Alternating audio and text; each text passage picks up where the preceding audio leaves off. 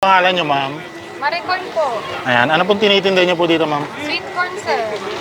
Ano po yung mga flavor na nilalagay niya? Nilalagay po kaming margarine, cheese powder, tsaka sugar, melted cheese, tsaka ano po, grated na cheese.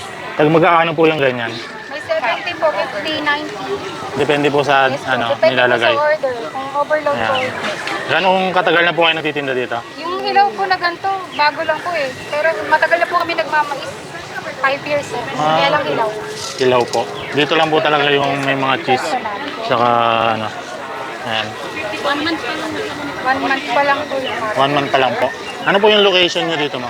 So may tapat po kami ng Well Manson sa may Villalobos Street. Anong oras po kayo nag-open? 12 po ng tanghali, hanggang may mais po kami, open po kami, hanggang gabi po.